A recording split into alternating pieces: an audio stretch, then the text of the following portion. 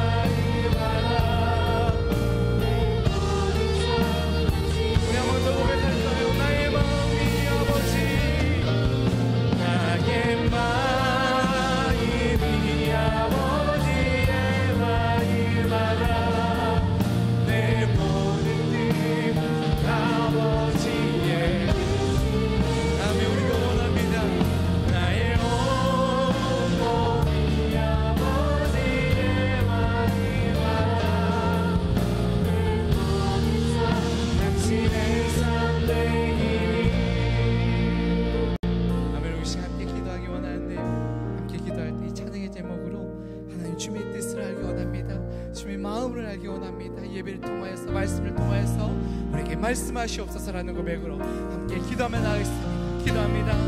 아버지 감사를 드립니다. 주님 아버지, 주님의 마음을 알기 원합니다. 주님의 뜻을 알기 원합니다. 아버지 말씀을 통하여서 예배를 통하여서 주님 말씀하시옵소서. 아버지 주님의 뜻을 알려주시옵소서. 주님의 그 뜻을 간절히 알기 원하오니, 주님 그 마음을 간절히 알기 원하오니, 아버지 말씀을 통하여서 우리에게 말씀하여 주시고, 아버지 안에 우리에게 인도하여 주시고, 우리 오늘 주의 말씀 가운데 순종할 수 있는 우리가 될 수 있도록 주 아버지 인도하여 주시옵소서. 아버지 안에 채워주시고, 아버지 안에 주님의 그 뜻에 온전히 순종할 수 있는, 아버지 안에 주님의 온전히 마음을 담아갈 수 있는 우리 모두의 삶이 될 수 있도록 주 아버지 인도하여 주시고, 우리의 삶 가운데 주님 인도하여 주시옵소서. 아버지 주님을 따라가기 원합니다. 걸어가기 원합니다. 아버지 채워주시옵소서. 부어주시옵소서.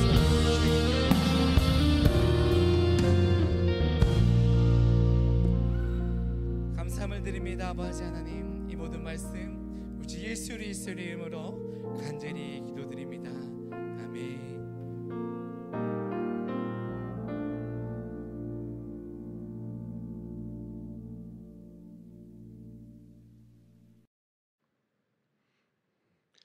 할렐루야. 2021년 마지막 수요 예배에 함께 하신 여러분들을 환영하고 축복합니다.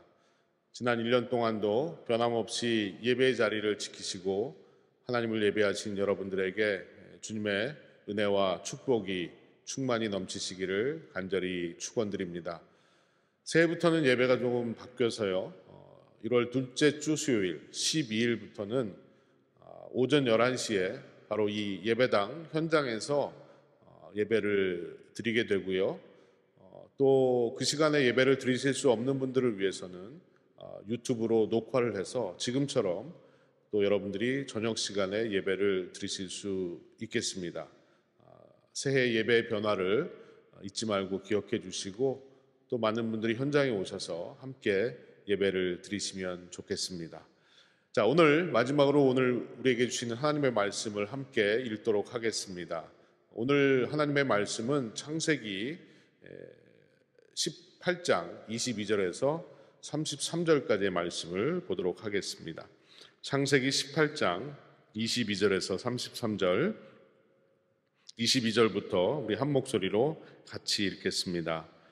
그 사람들이 거기서 떠나 소돔으로 향하여 가고 아브라함은 여호와 앞에 그대로 섰더니 아브라함이 가까이 나아가 이르되 주께서 의인을 악인과 함께 멸하려 하시나이까. 그 성 중에 의인 50명이 있을지라도 주께서 그곳을 멸하시고 그 50의인을 위하여 용서하지 아니하시리이까. 주께서 이같이 하사 의인을 악인과 함께 죽이심은 부당하오며 의인과 악인을 같이 하심도 부당하니이다. 세상을 심판하시는 이가 정의를 행하실 것이 아니니이까. 여호와께서 이르시되 내가 만일 소돔 성읍 가운데서 의인 50명을 찾으면 그들을 위하여 온 지역을 용서하리라. 아브라함이 대답하여 이르되 나는 티끌이나 재와 같사오나 감히 주께 아뢰나이다. 50의인 중에 5명이 부족하다면 그 5명이 부족함을 말미암아 온 성읍을 멸하시리이까. 이르시되 내가 거기서 45명을 찾으면 멸하지 아니하리라. 아브라함이 또 아뢰어 이르되 거기서 40명을 찾으시면 어찌하려 하시나이까. 이르시되 40명으로 말미암아 멸하지 아니하리라. 아브라함이 이르되 내 주여 노하지 마시옵고 말씀하게 하옵소서. 거기서 30명을 찾으시면 어찌하려 하시나이까. 이르시되 내가 거기서 30명을 찾으면 그리하지 아니하리라. 아브라함이 또 이르되 내가 감히 내 주께 아뢰나이다. 거기서 20명을 찾으면 어찌하려 하시나이까. 이르시되 내가 20명으로 말미암아 그리하지 아니하리라. 아브라함이 또 이르되 주는 노하지 마옵소서. 내가 이번만 더 아뢰리이다. 거기서 10명을 찾으시면 어찌하려 하시나이까. 이르시되 내가 10명으로 말미암아 멸하지 아니하리라. 여호와께서 아브라함과 말씀을 마치시고 가시니 아브라함도 자기 곳으로 돌아갔더라. 아멘.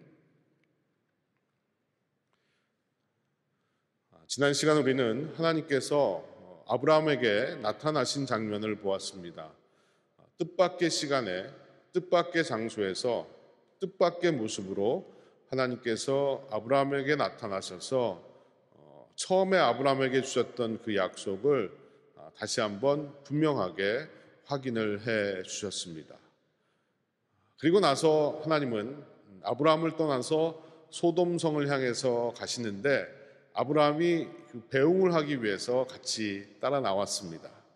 그 자리에서 하나님은 아브라함을 통해서 하나님이 복을 주시고 또 아브라함의 자손들의 나라가 번창하게 하시며 또 아브라함으로 인해 세상 많은 민족들이 복을 얻게 될 것이다 라는 약속을 다시 한번 말씀해 주십니다.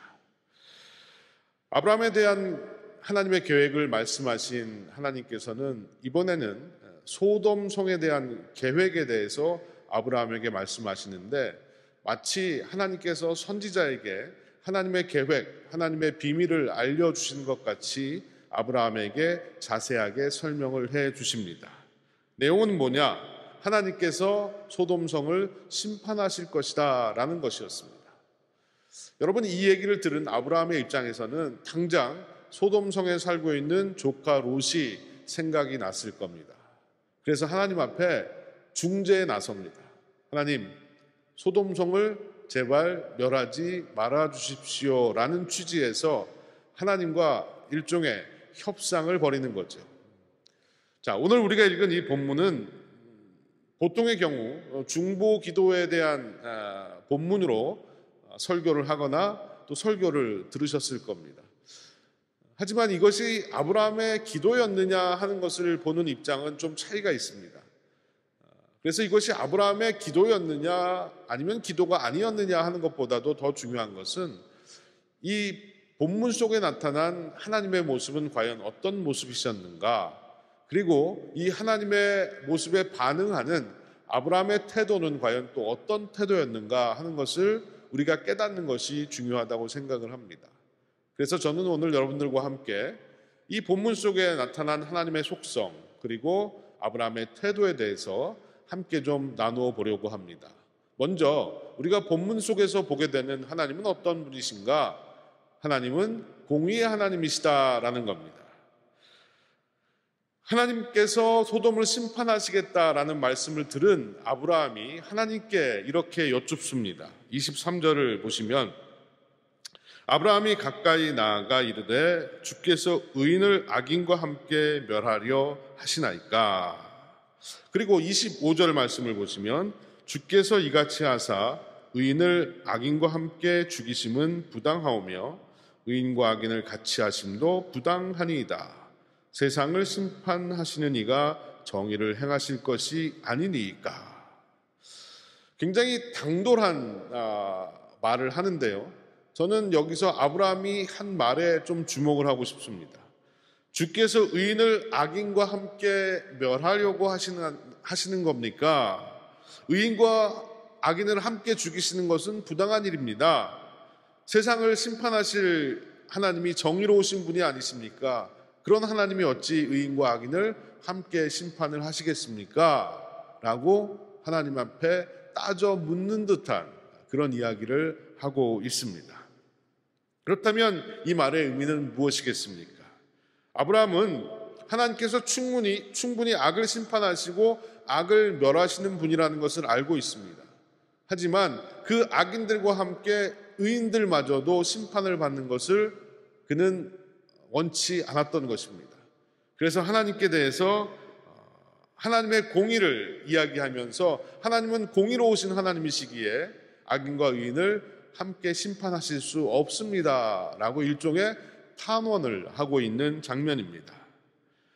하나님의 심판 자체에 대해서 아브라함이 가로막거나 방해하는 것은 절대로 아니었습니다. 하나님은 분명 소돔과 고모라가 죄 때문에 심판을 받는다라고 말씀을 하셨습니다. 하지만 악인과 함께 의인까지 멸망당하는 것은 공의의 하나님이라는 하나님의 성품과는 맞지 않는 것입니다 라고 이야기를 하는 것이죠. 그렇습니다. 하나님은 공의로우신 하나님이십니다. 우리는 죄인입니다. 우리는 절대 의로울 수가 없는 자들입니다. 그러나 하나님은 우리를 의롭게 여겨주셨습니다.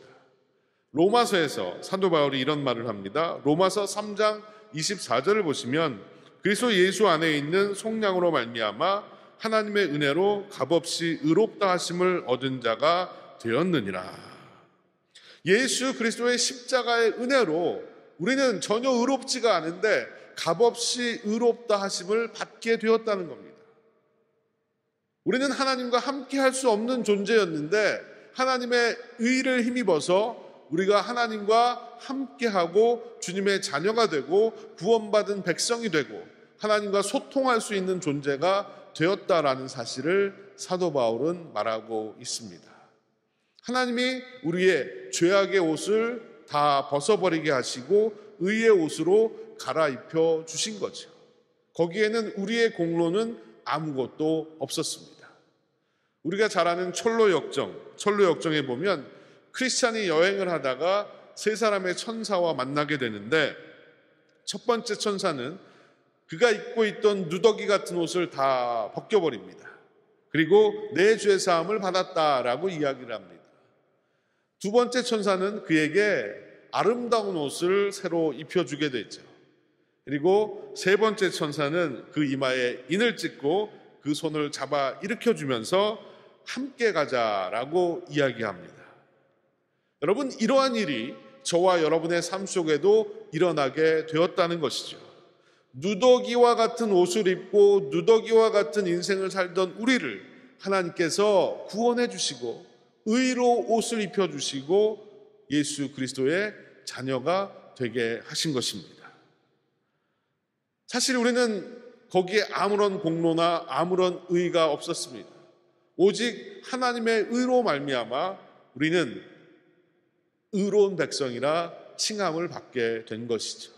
그러기에 우리는 그것에 합당한 삶을 살아야 되는 책임과 의무가 있다는 것입니다. 여러분, 우리가 또 한 가지 기억해야 될 것은 이것입니다. 오늘 본문 속에서 소수의 영향력에 대해서 한번 생각을 해봐야 합니다. 아브라함은 마지막으로 10사람만 있으면 소돔과 고모라를 멸하지 않으시겠습니까? 라고 하나님께 여쭈었고 하나님은 그 대답으로서 그렇게 하겠다라고 대답을 하셨습니다. 여러분, 10이라는 숫자는 그렇게 많은 숫자가 아닙니다. 하지만 하나님은 다수의 악인보다 소수의 의인을 더 귀하게 보신 거예요. 거기에 더 관심이 많으시다는 겁니다. 이 말은 내 한 사람 의롭게 사는 것이 무슨 의미가 있겠는가라고 생각을 하거나 아니면 나란 존재는 별것이 아니다라고 생각하는 우리에게 많은 것을 깨닫게 해주는 것입니다. 여러분, 나 한 사람만이라도 의롭게 살아야 합니다. 나 한 사람의 영향력이 아무것도 아니다라고 생각하는 것은 잘못입니다. 우리는 여전히 오늘도 내 주변에 있는 사람들에게 좋은 영향력이든 나쁜 영향력이든 계속해서 영향력을 끼치면서 산다는 거예요. 내가 한 말, 내가 한 행동, 그 모든 것이 누군가에게는 영향을 주게 되어 있습니다. 내가 아무렇게나 살면 안 되는 겁니다. 내가 의롭게 살아야 하고 내가 선하게 살아야 되는 이유가 바로 거기에 있는 것이에요. 나 한 사람으로 인해서 세상이 변할 수 있습니다.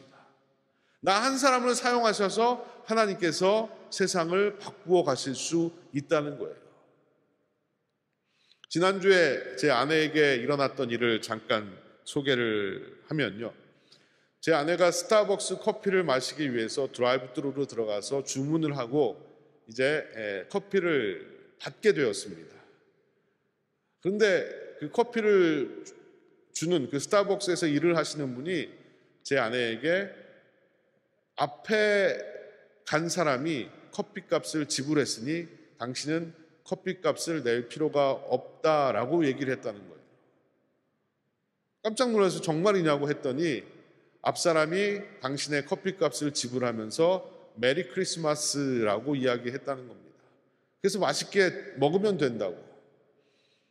그래서 저희 집사람이 그러면 나도 내 뒷사람의 커피값을 내주겠다라고 얘기했더니 그 일하시는 분이 웃으면서 당신 뒤에는 지금 아무도 없다라고 얘기를 했다는 거죠. 그래서 내가 다음번에는 내 뒷사람의 커피값을 지불하겠다라고 하면서 그 커피를 들고 집으로 온 것입니다. 여러분, 이것은 과연 우리에게 어떤 의미가 있을까요? 누군가가 나에게 베푼 아주 선한 일로 인해서 나 역시도 누군가에게 선한 일을 해야 되겠다라는 마음을 갖게 해 주었다는 거예요. 여러분, 이것이 바로 한 사람의 영향력이 아니겠습니까? 뭐 크고 대단한 일은 아닐지라도 내가 선한 영향력을 누군가에게 전할 때 그것을 받은 그 사람이 또 다른 누군가에게 선한 영향력을 미칠 수 있다면 그것이 바로 세상을 변화시키는 첫걸음이 아니겠습니까? 하나님이 이렇게 작은 것을 통해서도 세상을 변화시키시고 나 한 사람의 그 작은 존재를 통해서도 하나님께서 일하신다는 사실을 잊지 않았으면 좋겠습니다.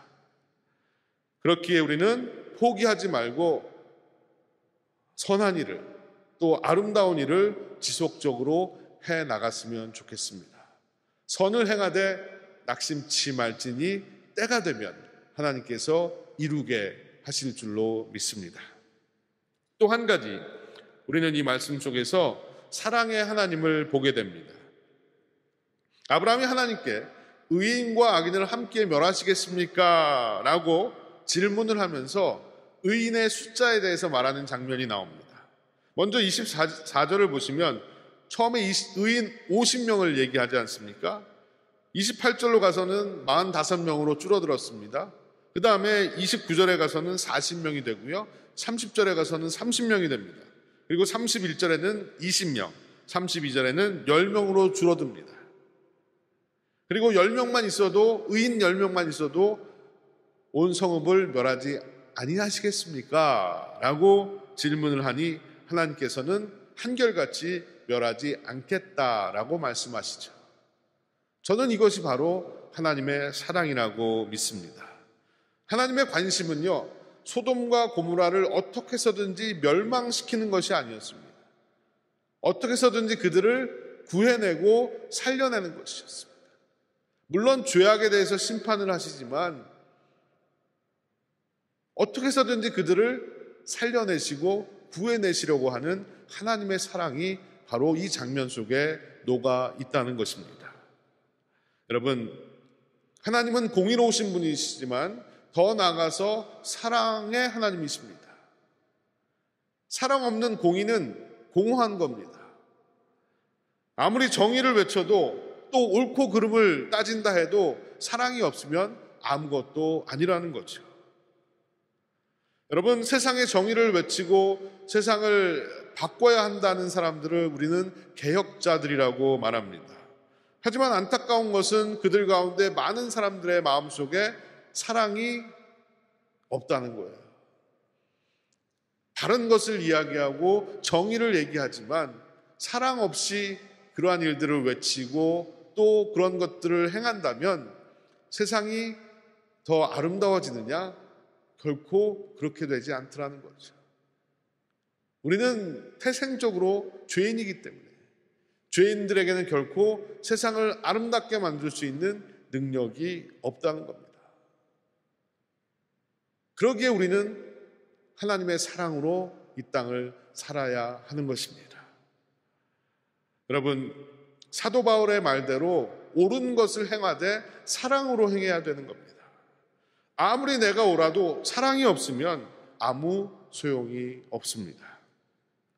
바리새인들이 그랬습니다. 늘 이들은 다른 사람을 비판하고 정죄했습니다. 그런데 이들이 우리보다 나았던 것은요, 그들은 그나마 율법을 지키기 위해서 얼마나 노력하고 수고를 했습니까? 철저하게 그 율법을 지키고 지키지 않는 다른 사람을 향해서 정죄하고 비판을 했다는 것입니다. 그런데 중요한 것은 그들의 그 정죄와 비판 속에는 사랑이 없었다는 겁니다. 사랑이 없던 그들은 점점 하나님의 성품에서 멀어지게 되고요. 더 나아가서는 하나님과도 멀어지게 되었습니다. 이게 무서운 겁니다. 우리가 잊지 말고 기억해야 되는 것은, 우리에게 사랑이 없다는 것은 하나님의 성품에서 멀어지는 것이기도 하지만 우리가 점점 하나님께로부터도 멀어진다는 사실을 잊지 말아야 합니다. 우리는 그것을 두려워해야 합니다. 단순히 사랑이 없는 사람이 아니라 하나님께로부터 멀어져가는 나 자신을 두려워해야 하는 것입니다. 남을 사랑 없이 비판하고 정죄하고 자신의 의를 내세울 때 우리는 점점 하나님과 멀어지게 됩니다. 사랑은 허다한 허물을 덮어준다라고 말씀했습니다. 하나님은 의인 10명만 있어도 그 의인 10명만 보시고 소돔 전체를 사하여 주시겠다라고 하셨습니다. 우리에게서도 아주 작은 의가 있다면 그 의로 인해서 우리의 많은 허물을 하나님께서 보지 아니하시고 우리를 사랑해 주신다는 의미입니다. 하나님이 나를 이렇게 사랑해 주셨기에 우리도 이웃을 사랑하며 살아가야 합니다. 여러분, 그러기 위해서 내 마음 가운데 주님의 사랑으로 채워야 합니다. 우리가 아무리 남을 도와주고 싶어도 내 통장에 돈이 없다면 우리는 남을 도와주기가 어렵습니다. 마찬가지로 우리가 아무리 사랑하고 싶어도 내 안에 사랑이 없으면 다른 사람을 사랑할 수가 없는 것입니다. 여러분, 우리는 엊그제 성탄절을 지냈는데요, 바로 이 성탄절이 하나님의 사랑을 우리에게 극명하게 보여준 사건입니다. 사랑이신 하나님께서 당신이 사랑하는 독생자 예수 그리스도를 이 땅에 보내시고 우리를 위해서 모든 것을 다 버리시고 십자가에 죽으심으로 우리의 죄를 구속하시고 구원해 주셨다는 이 하나님의 놀라운 사랑이 바로 성탄절로부터 시작이 되었다는 거예요. 여러분, 다시 한번 우리는 하나님의 사랑을 깊이 깨닫고 그 하나님의 사랑을 함께 나누면서 살아가는 우리가 되었으면 좋겠습니다. 이제 우리는 눈을 아브라함에게 좀 돌려보려고 하는데요, 오늘 하나님과의 대면하는 그 아브라함, 여기서 우리가 발견하게 되는 아브라함의 태도는 무엇이었느냐? 바로 겸손이었다는 겁니다. 자칫 오해하면 하나님과 아브라함 사이의 대화를 보면서 아브라함이 너무 하나님 앞에 건방진 거 아닌가라는 생각을 하실 수도 있지만 사실 아브라함의 본심은 그게 아니었습니다. 구체적으로 우리가 아브라함이 과연 어떤 자세로 하나님 앞에 섰는지를 보기 위해서 27절을 한번 보겠습니다. 27절을 보시면 아브라함이 대답하여 이르되 나는 티끌이나 재와 같사오나 감히 주께 아뢰나이다 라고 말하죠. 여러분, 티끌이나 재라는 것은 불면 날아가는 것들입니다. 세상에서 가장 하찮은 것이 바로 티끌이나 재예요. 근데 아브라함은 자기 자신을 티끌과 같은 존재다, 재와 같은 존재다라고 이야기하고 있습니다. 더 나가서 또 이런 말도 합니다. 31절과 32절에 보시면 내가 감히 주께 아뢰나이다 라는 말을 하고요, 또 주는 노하지 마옵소서 내가 이번만 더 아뢰리이다 라고 말합니다.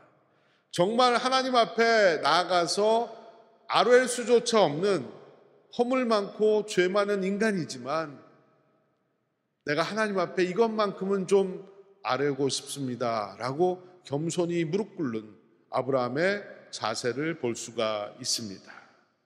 여러분, 우리에게는 이런 모습이 있습니까? 우리는 마치 하나님 앞에 빌려드린 것을 달라는 것처럼 하나님 앞에 요구할 때도 있습니다. 내가 하나님 앞에 무언가를 아뢰 수 없는 존재라는 사실을 다 망각하고 하나님께 이렇게 해주세요, 저렇게 해주세요라고 요구할 때도 있습니다. 여러분, 먼저 우리는 하나님 앞에 겸손해야 합니다.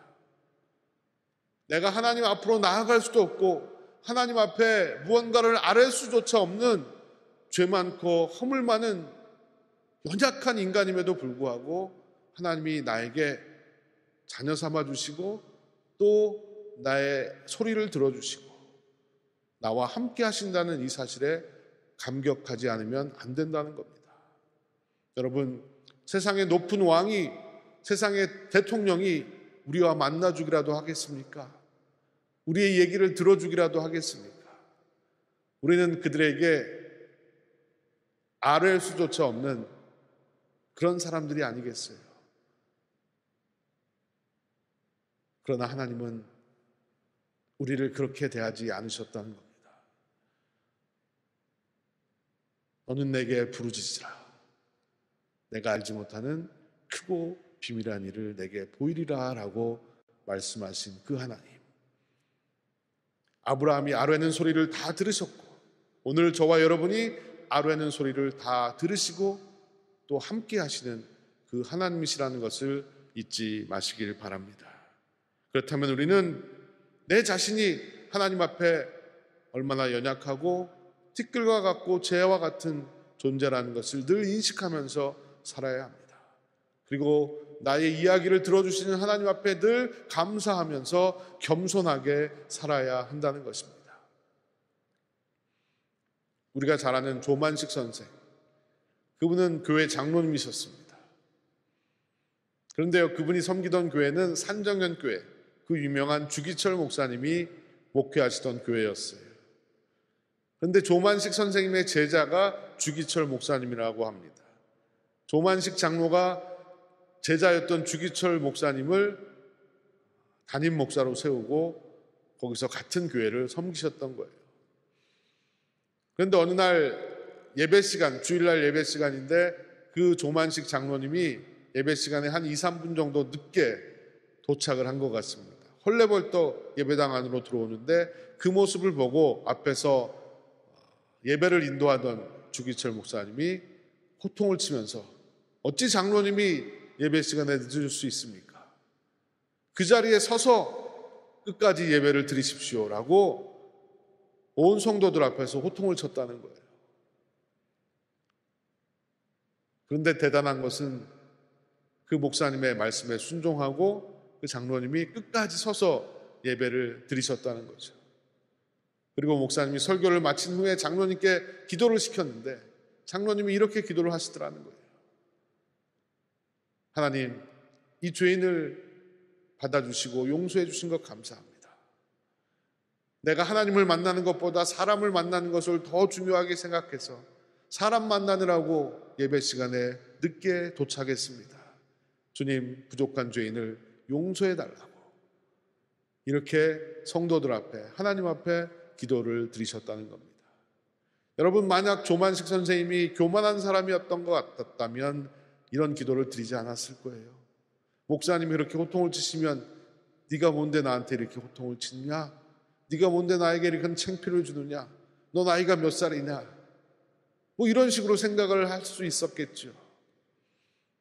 그럼에도 불구하고 이 조만식 장로는 하나님 앞에서 내가 얼마나 큰 죄인이고 하나님 앞에서 내가 얼마나 티끌 같은 존재인가를 깨닫고 겸손하게 무릎 꿇고 하나님 앞에 회개의 기도를 드릴 수 있었던 겁니다. 여러분, 우리도 늘 하나님 앞에서 내 모습을 볼 수 있어야 합니다. 그래야만 우리는 겸손하게 살 수가 있습니다. 내가 얼마나 하나님 앞에 터무니없는 죄인이고 티끌과 같은 존재이라는 것을 늘 잊지 말고 기억하면서 살아야 합니다. 종교개혁가 캘빈은 이런 말을 했습니다. 성경이 가라는 데까지 가고 성경이 멈추라는 데서 멈추며 성경이 침묵하는 데서 침묵하는 것이 진정한 겸손이다. 내 마음대로 사는 것이 아니라 말씀대로 사는 것이 겸손입니다. 내가 하고 싶은 일을 하면서 사는 것이 아니라 하나님이 맡기시는 일을 열심히 하면서 사는 것이 바로 겸손이라는 겁니다. 오늘 아브라함처럼 끊임없이 하나님께 여쭙고 하나님의 뜻을 알려고 하고 그 뜻에 순종하려고 하는 모습이 진정한 겸손입니다. 내가 하고 싶은 대로 하지 않고 하나님의 뜻을 구하고 자신의 연약함을 고백하고 하나님의 도우심을 구하는 저와 여러분의 삶이 되었으면 좋겠습니다. 이것이 바로 하나님이 기뻐하시는 사람의 모습이라는 겁니다. 오늘 한 해를 마무리하는 마지막 수요일 저녁, 오늘 우리에게 주신 이 하나님의 말씀을 잊지 않고 기억하시길 바랍니다. 하나님은 공의로우신 하나님이십니다. 하지만 하나님은 사랑의 하나님이십니다. 그 하나님의 공의와 사랑을 우리가 잊지 않고 살아가는 것이 진정한 겸손입니다. 지금까지 1년 동안 우리를 인도해 주신 하나님의 그 공의와 사랑에 감사하고 새해에는 더욱더 낮은 자세로 하나님 앞에 겸손하게 살아갈 수 있는 저와 여러분이 되기를 간절히 소망합니다. 이런 은혜가 모두에게 넘치시기를 주님의 이름으로 축복합니다. 기도하시겠습니다. 살아계신 주님 감사합니다. 2021년 한 해 동안 저희들 코로나로 시작했지만 주님의 말씀으로 마치게 하시니 감사합니다. 저희들 늘 하나님 앞에 겸손한 자가 되게 하여 주시옵소서. 공의로우신 하나님이시기에 우리를 심판하시고 또 우리의 죄값을 물으셔야 했지만 예수 그리스도의 의를 통해서 우리를 구원하시고 당신의 자녀 삼아 주셨습니다. 이것이 하나님의 사랑이 아니겠습니까? 오늘도 그 사랑으로 나를 인도하시고 돌보시는 하나님을 잊지 않게 하여 주시옵시고 하나님의 사랑받은 내가 늘 하나님 앞에 겸손하게 살게 하여 주시옵소서. 나의 공로는 아무것도 없사오며 오직 예수 그리스도의 은혜밖에 없사오며 하나님의 사랑밖에 없음을 잊지 않고 살아가는 우리 모두가 되게 하셔서 새해에는 더욱더 겸손한 자로 살게 하시며 주님께 무릎 꿇고 주님 앞에 간구하며 나아가는 우리 모두가 되게 하여 주시옵소서. 주님 감사합니다. 우리 빛내리교회 성도들을 축복하시고 하나님의 사랑으로 돌봐주시니 감사합니다. 우리가 더욱더 주님 안에 거하는 주의 백성들이 되게 하여 주시옵시고 하나님의 풍성한 사랑을 더 깊이 체험하는 우리 모두가 되게 하여 주시옵소서. 감사드리며 이 모든 말씀을 예수님의 이름으로 기도드리옵나이다. 아멘. 축도하겠습니다. 지금은 우리 구주 예수 그리스도의 한량없는 은혜와 아버지 하나님의 놀라우신 사랑과 성령님의 감화감동 역사하심이 주님 하나님의 공의와 하나님의 사랑을 잊지 않고 늘 주님 앞에 겸손한 자로 살게 하여 주시옵소서. 고백하며 하나님을 예배한 사랑하는 빛내리의 모든 성도들 그들의 가정과 일터 위에 하나님이 세우신 교회 위에 영원토록 함께 하시옵기만을 간절히 축원하옵나이다. 아멘.